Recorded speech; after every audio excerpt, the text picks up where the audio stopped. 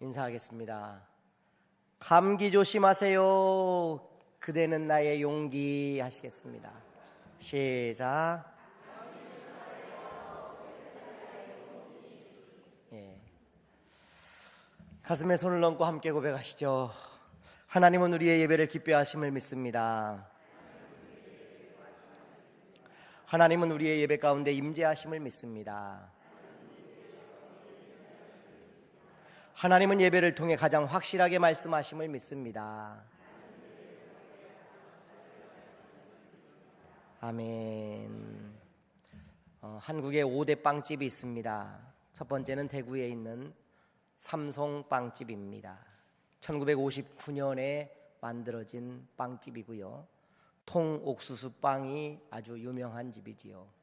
서울에도 종종 지하철이나 서울역, 용산역 같은 데에 체인점이 있는 것 같습니다. 두 번째 빵집은 대전에 있는 성심당이라는 빵집입니다.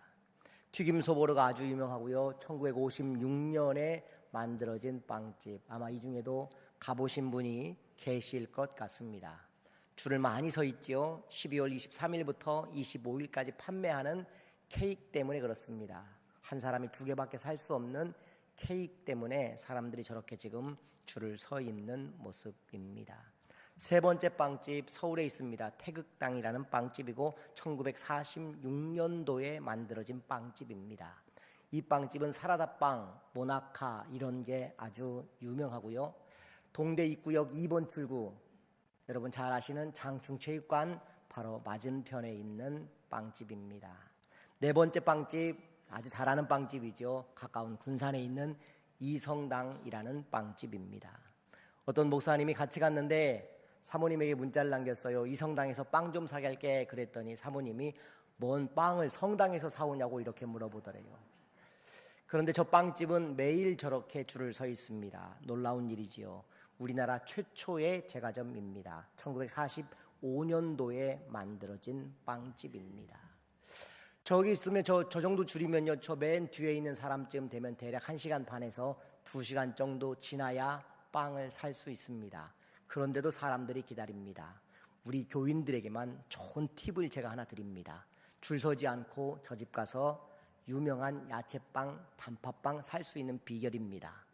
가기 2, 3일 전에 미리 전화해 놓고 제가 며칠 날 몇 시에 가겠습니다. 그리고 비용도 지불하지 않아도 됩니다.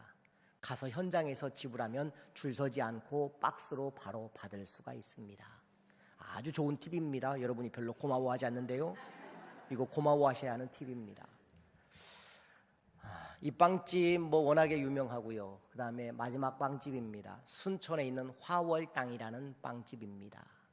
이 집은 1928년이라고 종이 그 빵 박스에 써 있어요. 그래서 제가 주인 어른에게 물어봤더니 우리나라 최초의 제과점이 이성당이고 45년인데 왜 여기는 28년입니까? 여쭈었더니 주인이 이렇게 말합니다. 우리도 45년 이성당과 똑같은 해에 개업을 했는데 우리 선친께서 일본 사람 밑에서 그 제과점을 함께 배운 연도 1928년을 쓰고 있습니다. 이렇게 말씀하십니다.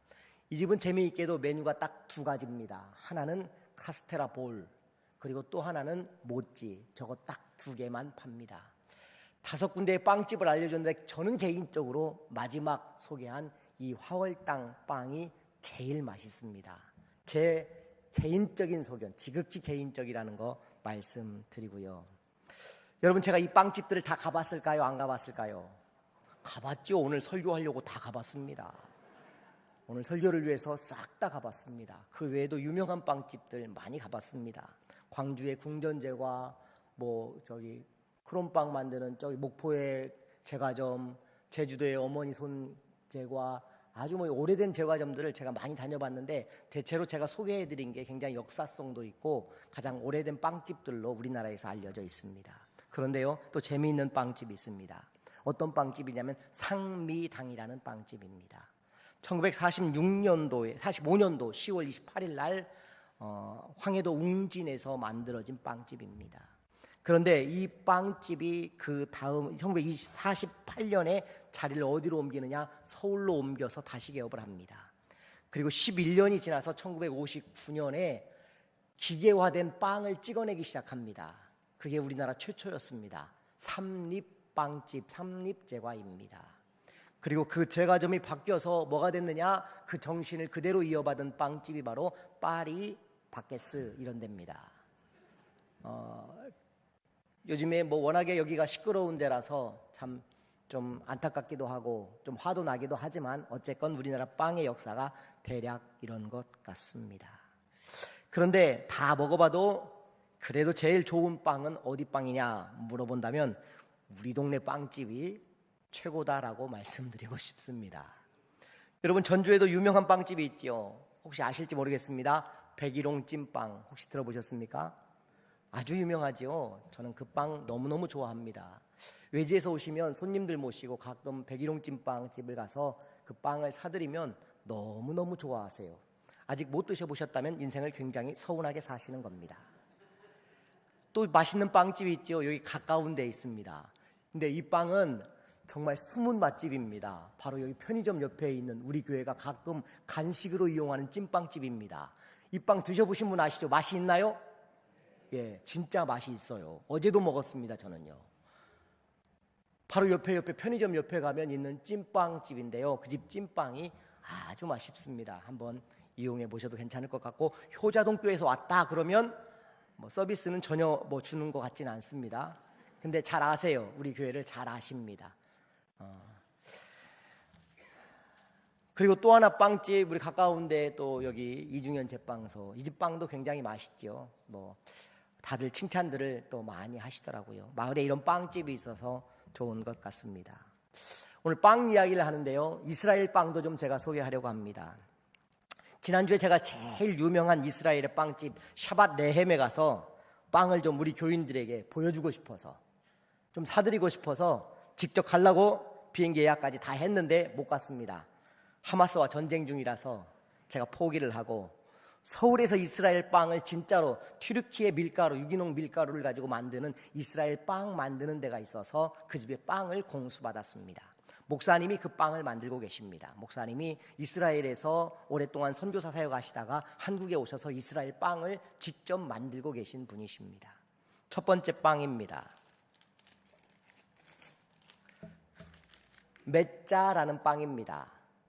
이 빵은 6월절에 먹는 빵입니다. 유대인들이 다른 빵과 구별을 하려고 한 것 같아요. 구멍이 뽕뽕 뚫려 있습니다.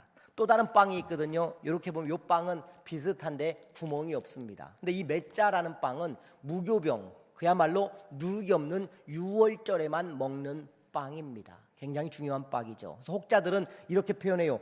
구멍이 나 있는 건 예수님의 못자국을 표현하려고 했다, 이렇게 말하거든요.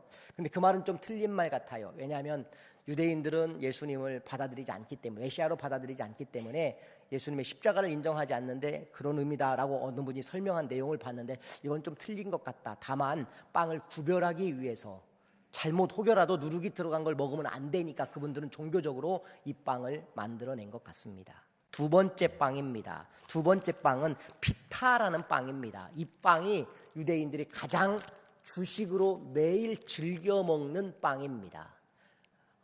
이 빵이 어디로 가느냐? 나중에 그 인도로 넘어갑니다. 인도로 넘어가서 화덕에 구워서 그게 바로 그 카레에 얹어서 먹는 난이 됩니다. 이 바로 그런 주식으로 만들어진 빵. 이 빵은 찢어서 후무스라는 소스 혹은 이제 야채나 고기 같은 데에 고기를 올려서 먹으면 아주 담백하고 맛있는 빵입니다. 재미있는 빵 하나. 그러면 유대인들은 안식일의 빵은 또 다른 빵이 있습니다. 이 빵은 이제 안식일에만 먹는 빵입니다. 굉장히 모양이 독특하지요. 모양이 독특한데 이 빵의 이름이 할라라는 빵입니다. 미국의 CNN에서는요, 세계 5대 빵으로 이 할라빵을 죽기 전에 꼭 먹어봐야 할 5가지 빵 중에 하나로 구별해 놓고 있습니다. 이 빵을 먹을 때에는 10대 슈퍼푸드로 뽑힌 병아리 콩을 갈아서 만든 후무스라는 소스를 찍어 먹습니다. 근데 이 후무스라는 소스는 어떤 소스냐? 이렇게 표현하면 조금 신뢰가 될까요? 약간 그 음식점에 가서 보면 가끔 우리가 맡아볼 수 있는 특이한 향이 있는데 겨드랑이 냄새 뭐 비슷한 그런 향이 나는 그런 소스입니다. 근데 이제 하여튼 뭐 이게 빵이 또 재밌는 게 뭐냐면 유대인들은 뭘 하나 하더라도 굉장히 의미 부여를 많이 하거든요. 6가닥의 줄이나 3가닥의 줄을 가지고 이렇게 말아서 그거를 꼬아서 규칙적으로 꼬아서 빵을 만듭니다. 이 빵도 6가닥을 꼬아서 만든 빵입니다. 왜 6가닥이냐? 여러분 성막에 가면 2줄로 진설병이 놓여 있었습니다. 그리고 12는 이스라엘의 12지파를 상징하는 것입니다. 그래서 화합의 의미, 그리고 또 안식일에는 어떻게 예배를 드립니까? 안식일에 하는 일이 뭐예요? 안식일은 뭘 일하지 않잖아요. 이렇게 팔짱을 끼고 그냥 오늘은 쉬는 날, 그래서 여기 옆에 있는 알통을 표현한 둥글둥글한 내용이 이렇게 알통처럼 표현이 되어 있는 할라빵입니다.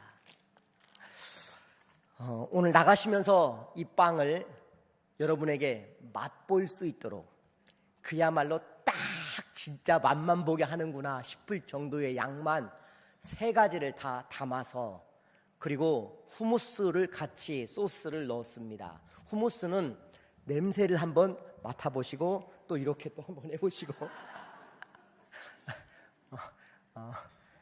뭐 워낙에 비싸서 많이 못 넣었어요. 그러니까 조금 넣었으니까 한번 이렇게 경험해 보는 것도 괜찮겠다라고 생각이 듭니다.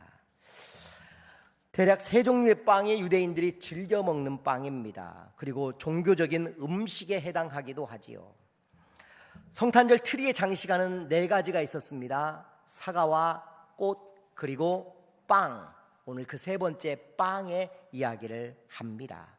이 빵, 생명의 떡이신 예수 그리스도, 온전히 트리에 달려있는 건 예수님만 상징하는 4가지가 달리는 건데요, 오늘은 생명의 떡으로 오신 예수님을 표현하는 것입니다.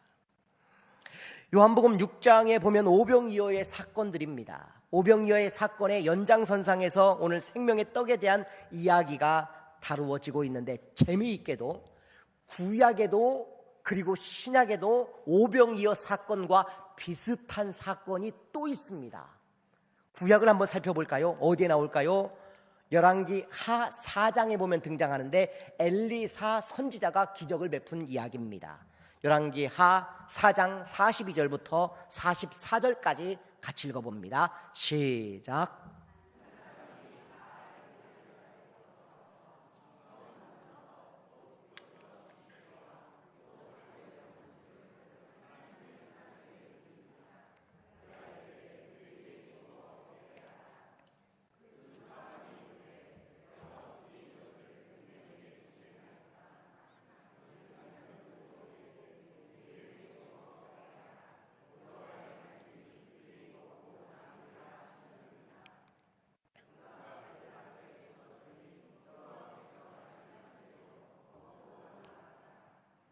아멘. 엘리사 선지자가 베푼 기적입니다. 여기에 뭐가 등장합니까? 보리떡 20개가 등장하고 거기에 100명이나 되는 사람들이 함께 먹을 수 있게 된 이야기. 그리고 마지막 대목은 뭐라고 나옵니까? 먹고 남았더라 라고 이야기를 하고 있습니다. 그런데 여기 등장하는 떡도 역시 보리떡입니다. 그래서일까요? 예수님의 오병이어의 기적을 체험한 사람들이 예수님께 이렇게 말한 대목이 있습니다. 14절입니다. 6장 14절을 한번 보시면 그 사람들이 예수께서 행하신 이 표적을 보고 말하되 이는 참으로 세상에 오실 그 선지자라 하더라. 그러니까 엘리사 선지자를 보고 하는 말이죠. 그래서 그런 일이 있었기 때문에 이분이 떡주러 오신 또 다른 선지자구나, 이렇게 예수님을 그런 선지자쯤으로 그들이 이해하고 있었더라라는 것입니다. 예수님을 세상에 오실 선지자라고 말하는 대목이지요. 선지자는 빵을 주는 사람쯤 되는 것으로 그들은 이해되고 있습니다. 그런데 예수님은 빵을 주는 분이 아닙니다. 어떤 분입니까? 예수님 자신이 빵이신 분입니다. 내가 곧 길이요, 예수님이 길을 안내하는 분이 아니라 예수님이 아스팔트 길이 되어버린 것입니다. 그런 것처럼 예수님이 여기에서는 내가 곧 빵이다라고 선언하고 계신 매우 중요한 대목입니다. 선지자라고 말하는 사람들의 의도를 예수님은 너무 잘 알고 있었던 것 같습니다. 그래서 26절에서는 예수님이 이렇게 답하십니다. 같이 읽어보시죠. 예수께서 대답하여 이르시되 내가 진실로 진실로 너희에게 이르노니 너희가 나를 찾는 것은 표적을 본 까닭이 아니요 떡을 먹고 배부른 까닭이로다. 너희가 나를 왜 찾아왔는지 이유가 분명하다라는 겁니다. 무엇 때문에 왔다는 겁니까? 표적을 보고 왔고 배부르기 때문에, 지금 먹여주기 때문에, 먹을 게 있어서 온 것을 내가 잘 알고 있다 하는 예수님의 서운함이 배어 있는 것입니다.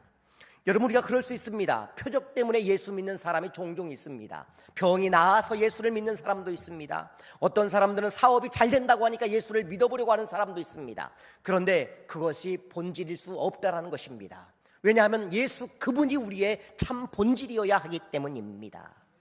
사람들은 소득에 관심을 가지는 것 같지만, 그러나 주님이 원하는 건 소득이 아니라 나 자신을 알기를 원하신다라는 사실입니다. 그러면서 주님이 정확한 핵심을 짚어주시죠. 27절 말씀 같이 읽어보시죠. 썩을 양식을 위하여 일하지 말고 영생하도록 있는 양식을 위하여 하라. 이 양식은 인자가 너희에게 주리니 인자는 아버지 하나님께서 인치신 자니라. 아멘. 여러분, 우리가 오병이어의 핵심 사건을 파악하려면요, 이 본문이 대단히 중요합니다. 왜냐? 우리가 생각하는 오병이어의 사건은 어린아이의 순종으로 그 5,000명이 모여서 함께 떡을 먹고 12광주를 남겼더라, 그러면서 그 어린아이의 순종에 포커스가 맞춰져 있는데, 그 이면에 있는 내용이 더 중요하다는 겁니다. 뭡니까? 생명의 떡이 되신 예수 그리스도를 아는 것이 더 중요한 본질의 문제라는 사실입니다. 썩을 양식에 목을 매지 말라고 말씀하시지요. 영생하는 양식을 우리가 얻어야 한다고 말씀하고 있습니다. 이 본문이 우리가 깊이 새겨야 할 메시지를 전하고 있는 것입니다. 유대인들이 구한 것은 영생하는 예수가 아니라 그들이 구한 것은 무엇입니까? 잠깐 먹을 수 있는 기적의 빵을 구하고 있었던 것입니다. 여러분, 기적의 빵과 생명의 빵 사이에 우리가 갈등해서는 안 됩니다.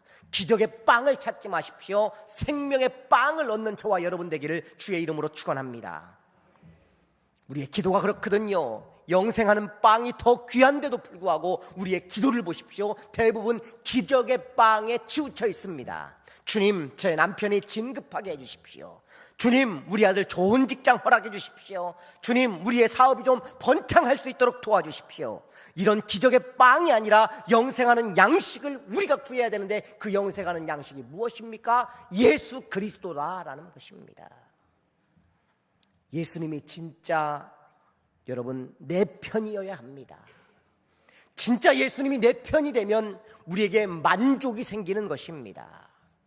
진급이 안 돼도, 시험에 떨어져도, 여러분 병이 잘 낫지 않아도 영생하는 양식인 예수 그리스도 그분으로 만족하는 은혜가 저와 여러분에게 있어야 한다는 것입니다. 여러분, 주님이요 우리에게 자주 언급한 말씀이 있었습니다. 마태복음 6장 31절, 누가복음 12장 29절, 누가복음 12장 22절, 그리고 마태복음 6장 25절에 동일하게 나오는 한 문장이 있습니다. 뜻밖이었습니다. 어떤 내용이냐? 너희는 무엇을 먹을까? 무엇을 마실까? 염려하지 말라는 메시지입니다. 오늘 이 오병이어의 사건을 통해 우리가 진짜 만나야 할 핵심 아니겠습니까? 예수를 만나면 이 모든 문제가 해결되기 때문입니다. 무엇을 먹을까? 무엇을 마실까? 무엇을 입을까? 이 모든 삶의 문제가 해결받을 수 있는 유일한 방법은 오직 예수 한 분인 줄 여러분 믿으시기 바랍니다. 오직 예수입니다, 여러분. 우리가 오병이어의 설교를 많이 들어왔습니다. 해는 뉘엿뉘엿 지고 있습니다. 사람들은 배가 고프기 시작합니다. 그랬더니 빌립이 빨리 가서 계산을 해왔습니다. 이 사람 다 먹이려면 적어도 200데나리온이 필요합니다. 200데나리온은 적어도 8개월치 월급에 해당하는 돈입니다. 안드레는 어린아이의 도시락을 들고 옵니다. 그런데 이 도시락이 형편없습니다. 그 안에 보리떡, 보통 사람들은 밀빵을 먹는데 보리떡, 가난한 사람들이나 먹는 그 보리떡이 5개 담겨 있고, 고기가 들어있습니다. 몇 마리가 들어있었습니까? 2마리가 들어있었지요. 그런데 가난한 사람들의 도시락, 그 생선의 고기들은 어떤 고기입니까? 부자들이 즐겨 먹는 고기가 아닙니다.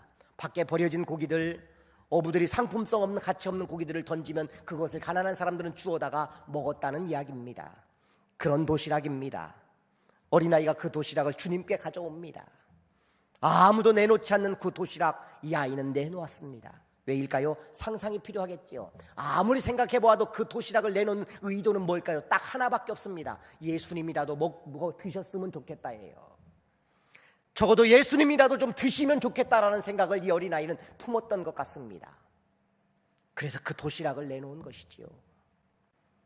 만약에 이 아이가 이 생각이 없었다면 안드레는 억지로 이 아이의 도시락을 가져온 것밖에 되지 않습니다.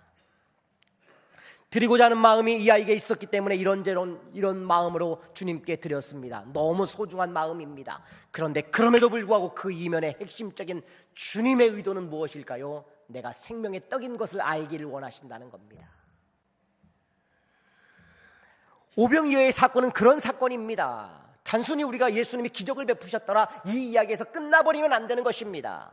진짜 생명의 떡이 되셔서 예수님이 그 떡으로서 우리에게 오신 생명인 것을 모든 사람이 알게 하시는 이야기인 것입니다. 그런데 또 재밌습니다. 뭐라고 말하느냐? 사람들의 반응을 보면 31절에 이런 반응이 나옵니다. 같이 읽어보시죠. 기록된 바 하늘에서 그들에게 떡을 주며 먹게 하였다 함과 같이 우리 조상들은 광야에서 만나를 먹었나이다. 예수님 앞에 하는 이야기예요. 우리 조상들은 하늘에서 내리는 만나를 먹었습니다. 이 말 속에는 약간의 예수님을 빈정대는 표현이 들어있습니다. 왠 줄 아십니까? 모세는 60만 명을 먹였어요. 그런데 예수님 스케일은 너무 작아요. 5천 명이지 않습니까? 이런 의도가 배어있는 느낌입니다. 그 마음을 너무 잘 간파하시는 예수님이 뭐라고 말하나 보십시오. 32절 33절입니다. 같이 읽습니다. 시작.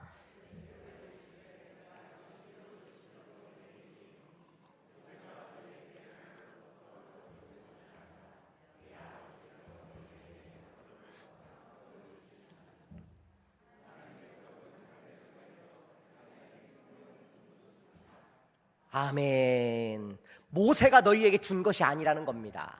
너희가 먹은 만나가 너희가 먹었지만 그것이 모세를 통해 먹은 것이 아니라 누가 주신 겁니까? 하나님이 주신 거라는 겁니다. 내 아버지께서 주셨다는 겁니다. 그 말은 뭐예요? 내가 아버지와 함께 있으니 그 떡은 결국은 내가 준 떡이란다라고 하나님 말씀하고 계신 것이지요. 그리고 하나님의 떡은 하늘에서 내려 세상에 생명을 주는 것이니라 이렇게 말씀하고 계십니다. 하늘에서 내려온 떡이 있다라고 정의해 주시는 것이죠. 그랬더니 사람들이 뭐라고 말합니까? 오늘 본문입니다. 34절입니다. 같이 읽습니다. 시작. 34절입니다. 34절 시작.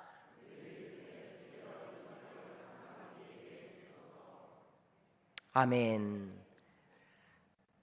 그들이 그런 떡이 있다면 우리에게 항상 먹을 수 있도록 달라고 요구하고 계신 것이지요. 그랬더니 주님이 결론을 내리시죠. 35절입니다. 같이 읽습니다. 예수께서 이르시되 나는 생명의 떡이니 내게 오는 자는 결코 줄이지 아니할 터이요 나를 믿는 자는 영원히 목마르지 아니하리라. 아멘. 이 말은 무슨 말입니까? 빨간색 글씨 나는 생명의 떡이다. 내가 그 떡이다 라고 말씀하시는 거지요. 하늘에서 오는 그 떡이 내가 그 떡이다라고 말씀하고 계십니다. 여러분, 우리 주님이 생명의 떡이 되십니다. 영원히 줄이지 않는 떡이 바로 우리 예수님이심을 믿으시기 바랍니다. 그런데 이 사건과 비슷한 사건이 또 있습니다. 어디에 있느냐? 마가복음 8장에 등장합니다. 마가복음 8장에 보니까 여러분 아마 처음 들어본 용어일 것 같습니다. 마가복음 8장의 사건을 뭐라고 부르면 어색하지 않을까요? 칠병 두어 마리 사건. 한번 따라서 하시죠. 칠병 두어 마리 사건. 네, 오병이어 사건과 비슷한 사건입니다. 한번 읽어보실까요? 이제 본문 6절부터 9절까지 8장 6절부터 9절까지 시작. 예수께서 무리를 명하여 땅에 앉게 하시고 떡 7개를 가지사 축사하시고 떼어 제자들에게 주어 나누어 주게 하시니 제자들이 무리에게 나누어 주더라. 또 작은 생선 두어 마리가 있는지라. 이에 축복하시고 명하사 이것도 나누어 주게 하시니 배불리 먹고 남은 조각 7광주리를 거두었으며 사람은 약 4,000명이었더라. 예수께서 그들을 흩어 보내시고. 여러분, 사건이 너무 비슷하지요. 그래서 어떤 신학자들은 이건 한 사건인데 둘로 나누어 표현한 것이다라고 이야기하는 사람도 있습니다. 그러나 그 말은 틀린 말입니다. 왜냐하면 장소가 다르고 듣는 사람들이 다르기 때문입니다. 그리고 내용도 약간의 차이가 있지요. 두 사건을 좀 비교해 볼 필요가 있습니다. 자, 오병이어 사건 그리고 칠병 두어 마리 사건. 오병이어의 사건은 몇 명이 먹었습니까? 5,000명. 빨리빨리 대답해 주십시오. 칠병 두어 마리 사건은 몇 명이 먹었습니까? 자, 어떤 사건이 더 큰 사건입니까? 그러면 오병이어예요? 칠병 두어 마리예요? 예, 오병이어가 커 보여요. 왜냐하면 5,000명이니까. 그런데 1,000명의 차이가 있는데요. 이렇게 얘기해 볼게요. 오병이어의 사건은 5,000명이 먹었지만 유대인이 먹었습니다. 반면에 이방인이 먹은 사건, 4,000명이 먹은 사건은 3일간 벌어진 일이에요. 3일간 벌어진 일인데 4,000명이 먹었어요. 3일 만에 떡을 나눠주신 거예요. 3일 동안 먹지 않고 있다가. 그런데 여기에 모인 사람들은 전부 다 이방인이란 말이에요. 여러분, 우리가 교회가 행사를 치릅니다. 우리 믿는 사람들만 1,000명이 모였어요. 그 행사하고 만약에 우리가 행사를 치르는데 안 믿는 사람만 1,000명을 초청해서 행사를 치릅니다. 어느 행사가 더 클 것 같습니까? 두 번째, 안 믿는 사람들이죠. 이해되십니까? 이방인들 4,000명 모이기가 훨씬 더 어렵다는 말씀을 제가 지금 전하는 겁니다. 더 큰 스케일을 가지고 있는 것입니다. 수비학이라는 게 있습니다. 수비학. 수의 의미를 부여하여 신비하게 해석해내는 그런 어떤 학문입니다. 성경 해석에도 사실 수비학은 많이 적용되고 있습니다. 오병이어 사건에는 바구니가 몇 개였어요? 남은 바구니가 12개. 12바구니가 남았습니다. 그러면 칠병 두어 마리 사건은 얼만큼 남았어요? 7광주리. 12바구니와 7광주리. 이 수비학의 해석을 해보면, 수비학에 의한 해석을 해보자면 12와 7은 어떤 수입니까? 완전수입니다. 12는 이스라엘 12지파를 상징하는 것이고요. 7은 무엇일까요? 완전수인데 여러분, 이방인이 앉아있어요. 재미있게도 이방인의 7족속입니다. 우리가 아시죠? 성경 읽으면서 헷족속, 기르가스 족속, 아모리 족속 쭉 7족속이 나오잖아요. 그 7족속을 상징하고 있는 12와 7의 상징의 대비를 보여주고 있는 것입니다. 바구니와 광주리가 또 있어요. 아까 그 표를 다시 한번 보여줘 보십시오. 자, 12바구니가 남았고 7광주리가 남았습니다. 그러면 어디가 더 많이 남은 거예요? 7광주리예요? 12바구니예요? 솔직하게 우리 목사는 맨날 틀린 거 물어보니까 7광주리가 많아요? 12바구니가 많아요? 예. 뭐 틀린 사람도 있고 맞는 사람도 있고.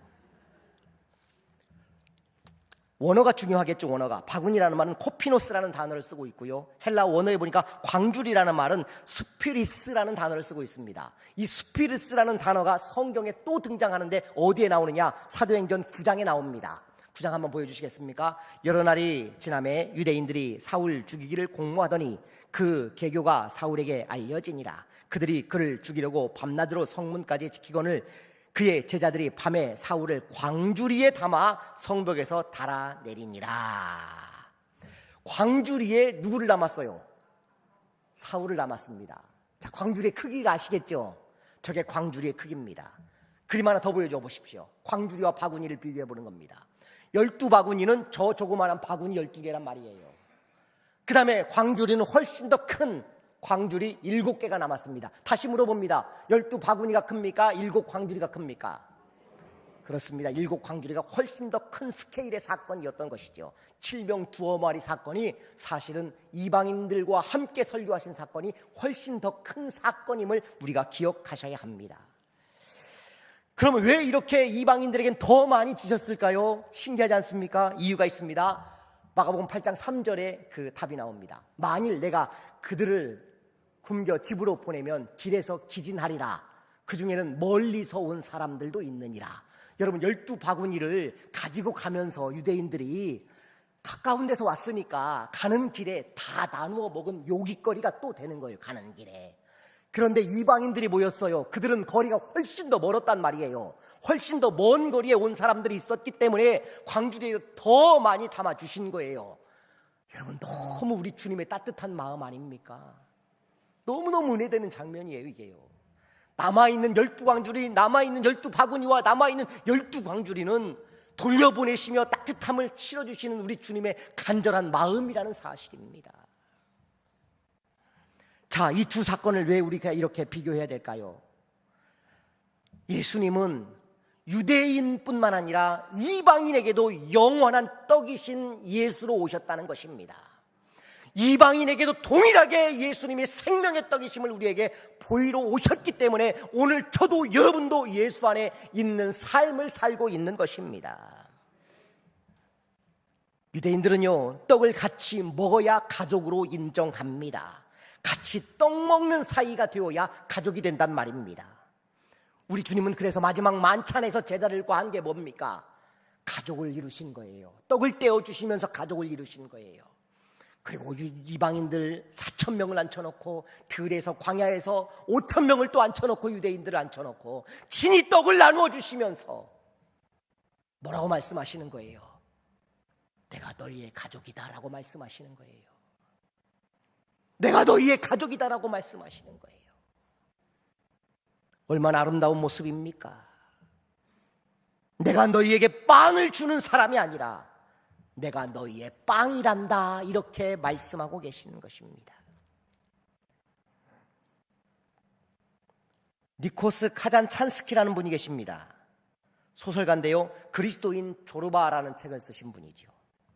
어떤 재료로 음식을 만드는지를 가르쳐 준다면 그 사람이 어떤 사람인지를 알 수도 있다, 이런 표현을 하셨고요.